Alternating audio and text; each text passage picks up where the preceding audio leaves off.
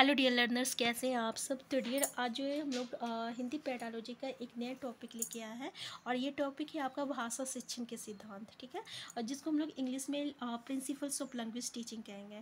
देखिए हम लोग फर्स्ट चैप्टर कर चुके हैं अधिगम एवं अर्जन। अगर आप अभी तक नहीं देखे तो आप जाके देख सकते हैं। यहाँ पे डियर हम लोग इस टॉपिक से रिलेटेड जितना भी ज़्यादा MCQ होगा उतना ज़्यादा MCQ क्वेश्चन डिस्कस करने की कोशिश करेंगे और साथ में जो है प्रीवियस ईयर क्वेश्चन भी करेंगे। ठीक है, तो चलिए स्टार्ट करते हैं। पहला क्वेश्चन आपका कि भाषा के संदर्भ में कौन सा कथन असत्य है। पहला ये कि भाषा मनुष्य के बीच परस्पर संवाद स्थापित करने का कार्य नहीं करती। तो देखिए ये नहीं करती है, जबकि हमको पता है कि भाषा के जरिए ही जो है हम लोग एक दूसरे के साथ जो है कम्युनिकेट करते हैं, बातें करते हैं, एक दूसरे की बातों को समझते हैं। तो ये आपका क्या हो जाएगा, कौन सा कथन असत्य है, यानी ये पहला स्टेटमेंट ही आपका सही हो जाएगा। नेक्स्ट स्टेटमेंट बोल रहा है कि भाषा शिक्षण है, ये जानना कि बच्चा पढ़ना लिखना कैसे सीखता है। दूसरा ये जानना कि बच्चे को पढ़ाना लिखाना कैसे सिखाया जाए। तो डियर आंसर जो है 3 हो जाएगा। ठीक है, दोनों सही है।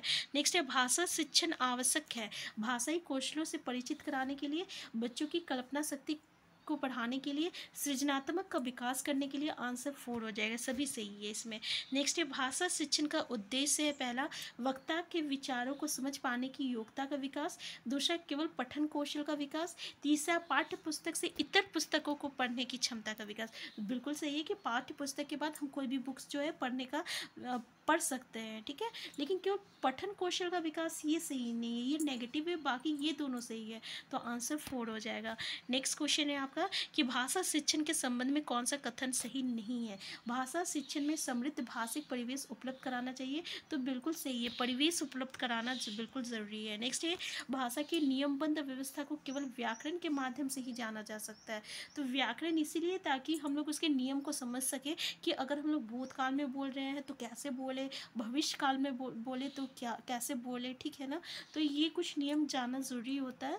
नेक्स्ट है भाषागत शुद्धता के प्रति अत्यधिक कठोर व्यवहार नहीं अपनाना चाहिए। तो ये आंसर 3 हो जाएगा आपका, क्योंकि इसमें बोला कौन सा कथन सही नहीं है। आंसर 3 हो जाएगा। नेक्स्ट है आपका भाषा शिक्षण के संबंध में कौन सा कथन सही नहीं है। पहला भाषा अर्जन और भाषा अधिगम में अंतर होता है। तीसरा है भाषा शिक्षण में केवल भाषाई शुद्धता पर ही अधिक बल रहता है। तीसरा है भाषा सीखने में अन्य विषयों पर अध्ययन अध्यापन सहायक होता है। चौथा है समृद्ध भाषा परिवेश भाषा अर्जित करने में सहायक होता है। तो इसमें बोला कौन सा कथन जो है आपका सही नहीं है। तो डियर यहाँ पे देखिए ना, आपका जो 4th स्टेटमेंट है परिवेश की बात करता है। जो तो परिवेश मिलेगा तभी तो भाषा जो है अर्जित करेगा आदमी। ठीक है, तो ये बिल्कुल सही है। भाषा सीखने में अन्य विषय बिल्कुल सही है कि अगर आप इंग्लिश पढ़ रहे हैं तो ऑब्वियसली वो साइंस में भी काम दे सकता है। ठीक है, अगर हम लोग साइंस को भी इंग्लिश से पढ़ाए तो कहीं ना कहीं भाषा तो काम दे रहा ना, तो ये भी बिल्कुल सही है। दूसरा है आपका कि भाषा शिक्षण केवल भाषाई शुद्धता पर ही अधिक बल देता है, तो बल देना चाहिए। तो ये नेगेटिव सेंटेंस है, ये आपका आंसर 2 सही हो जाएगा। नेक्स्ट है इनमें से प्राथमिक स्तर पर भाषा शिक्षण का कौन सा उद्देश्य अनिवार्यत नहीं है। पहला विभिन्न संदर्भों में प्रयुक्त शब्दों के सही अर्थ ग्रहण करना, दूसरा है विभिन्न संदर्भों और स्थितियों में अपनी बात व्यक्त करने की कुशलता का विकास, तीसरा है भाषा के अलंकारिक प्रयोग की क्षमता का विकास, और चौथा है मानवीय मूल्यों का विकास। आंसर क्या हो जाएगा डियर, तो इसका आंसर हो जाएगा कि अलंकारिक प्रयोग की क्षमता का विकास। ठीक है, आंसर 3 हो जाएगा। क्वेश्चन देख लीजिए कौन सा अनिवार्य नहीं है। तो केवल हम लोग अलंकारिक प्रयोग का क्षमता का विकास करना यही आपका जरूरी नहीं है। नेक्स्ट ये भाषा शिक्षण की विधियाँ मुख्यतः डैश पर निर्भर करनी चाहिए। परीक्षा पद्धति, बच्चों के स्तर, आयु प्रकरण, समय अवधि, लक्ष्य भाषा। देखिए तो सबसे ज़्यादा किस पर निर्भर करता है, तो बच्चा का स्तर क्या है इस पर निर्भर करता है, कितना साल का बच्चा है ये भी निर्भर करता है। ठीक है, तो आंसर 2 हो जाएगा। नेक्स्ट है भाषा शिक्षा में व्याकरण पढ़ाने के लिए प्रयुक्त किए जाना वाला सिद्धांत या नियम है। तो हम लोग भाषा व्याकरण जब भी पढ़ाते हैं तो किस नियम का प्रयोग करते हैं, ये बहुत ही इंपॉर्टेंट है और हमेशा क्वेश्चन पूछा जाता है। तो याद रखिएगा आगमन एवं निगमन नियम, इसको हम लोग इंडक्टिव और डिडक्टिव कहते हैं। ठीक है, आगमन देखिए इसको याद रखिएगा कि देखिए डिडक्टिव मतलब क्या होता है कि पहले इसमें हम लोग रूल बताएंगे, फिर इसके बाद एग्जाम्पल बताएंगे, पहले इसको नियम बता देते हैं, ठीक है, फिर उदाहरण देंगे, तो ये आपका डिडक्टिव हो जाएगा, मतलब निगमन हो जाएगा। लेकिन पहले एग्जाम्पल देंगे, फिर रूल बताएंगे, तो ये क्या हो जाएगा, इंडक्टिव हो जाएगा, मतलब आगमन हो जाएगा, ठीक है। तो ये बहुत इंपॉर्टेंट है और ये पूछा जाता है कि व्याकरण सिखाने के लिए हम लोग किसका इस्तेमाल करते हैं, और इंग्लिश में भी सेम चीज़ पूछा जाएगा कि ग्रामर पढ़ाने के लिए किसका इस्तेमाल करेंगे, इंडक्टिव या डिडक्टिव मेथड का इस्तेमाल करते हैं, और हिंदी में बोले तो आगमन और निगमन विधि का, ठीक है। नेक्स्ट है आपका अभिप्रेरणा का सिद्धांत क्या है, विद्यार्थियों को प्रोत्साहित करने पर बल देता है, विद्यार्थियों को अभ्यास करने के लिए कहता है, सीखी हुई बातों की पुनरावृत्ति करने के लिए कहता है। तो देख लीजिए क्या बोल रहा है कि अभिप्रेरणा का सिद्धांत क्या बोलता है, तो विद्यार्थियों को प्रोत्साहित करने पर बल देता है, प्रेरणा देना, ठीक है। तो आंसर 1 होगा, मोटिवेशन हम लोग बोले। नेक्स्ट है विद्यार्थी की भाषा पर उसके सामाजिक परिवेश का प्रभाव पड़ता है, ये सिद्धांत है अनुबंधन का, अनुकरण का, साहचर्य का, जीवन समय का। तो अनुकरण का हो जाएगा, अनुकरण मतलब क्या होता है, अनुकरण मतलब होता है इमिटेशन, इमिटेशन मतलब एक दूसरे का नकल करना, ठीक है। तो देखिए विद्यार्थी की भाषा पर उसके सामाजिक परिवेश का क्या होता है, प्रभाव पड़ता है, क्योंकि वो समाज से ही सीखता है ना, उसका नकल करता है, तो अनुकरण करने का हो जाएगा, ठीक है।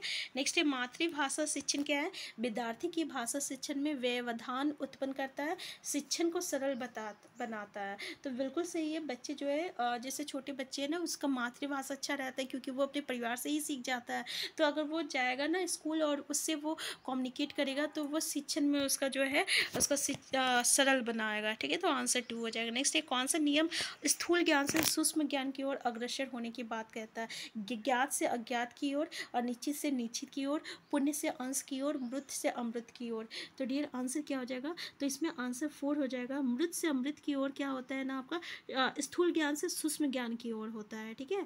तो मृत से अमृत की ओर मतलब क्या होता है डियर, कि मान लीजिए अगर किसी बच्चे को हम कुछ सिखा रहे हैं, तो अगर हम उसके सामने कोई वस्तु दिखा के उसके बारे में अगर हम बताएंगे, तो वो ज़्यादा समझ जाएगा, ठीक है। वो समझ के अगर हम उसको डायरेक्ट बताएंगे, तो वो उसका कल्पना नहीं कर सकता है, लेकिन किसी चीज़ को अगर हम दिखा दें और बोलेंगे देखो ये धरती जो है ना, ये बोल की जैसा रहता है, तो वो जल्दी समझ जाएगा। तो यही है आपका मृत से अमृत की ओर। इंग्लिश में बोले तो इसको हम लोग कॉन्क्रीट टू अब्स्ट्रैक्ट बोलेंगे, ठीक है।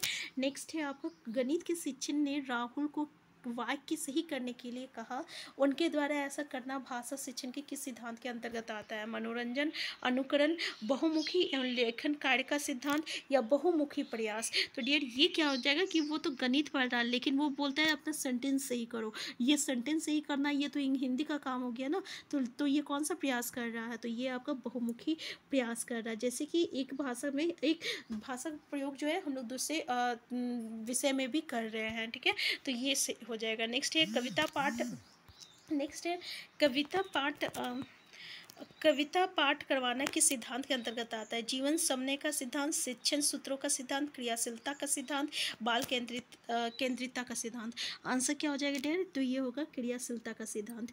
तो इसे आगे जो है डियर हम लोग नेक्स्ट क्लास में डिस्कस करेंगे, और फिर हम लोग इससे प्रीवियस ईयर क्वेश्चन भी करना है, ठीक है। 2011 से लेकर अभी तक का हम लोग प्रीवियस ईयर क्वेश्चन करेंगे, ठीक है। तो हम फिर मिलते हैं नेक्स्ट क्लास में। अगर चैनल में नया डियर तो सबसे पहले चैनल को सब्सक्राइब कर लीजिएगा, क्योंकि इससे हमें मोटिवेशन मिलती है। Thank you. Bye bye.